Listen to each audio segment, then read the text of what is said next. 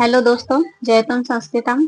आप आज की इस वीडियो में हम लोग जो है संस्कृत में जो समास होता है उसके बारे में पढ़ेंगे।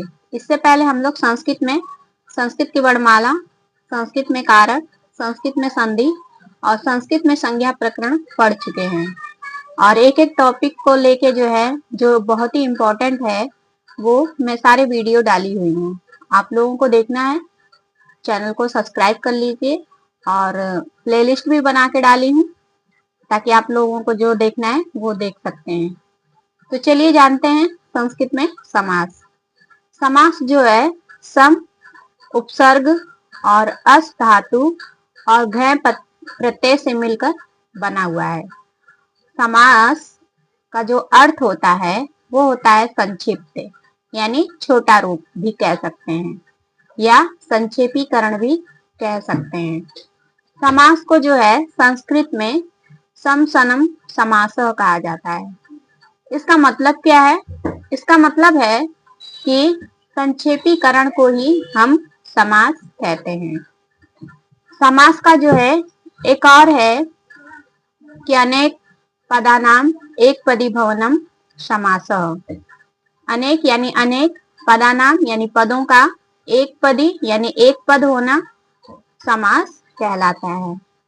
जैसे कई पद हैं तो उन पदों को एक साथ जब हम लिख देते हैं और एक पद बनाते हैं तो उसे भी हम समास ही कहते हैं। कुल मिलाकर जो है समास जो है दो या दो से अधिक पदों में को एक साथ लिखना ही समास कहलाता है।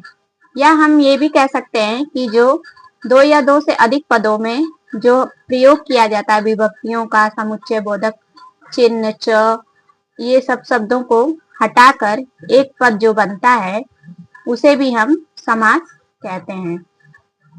तो जैसे इसको उदाहरण से समझते हैं। जैसे हमारा शब्द है दशरथस्य पुत्रः। दशरथस्य पुत्रः में जो है दशरथ में जो है हमारा षष्ठी विभक्ति लगा हुआ है और दशरथ शब्द अलग है और पुत्र शब्द जो है अलग है। अब जब इन दोनों शब्द को एक साथ हम बोलेंगे तो हमारा क्या बन जाएगा? दशरथ पुत्र।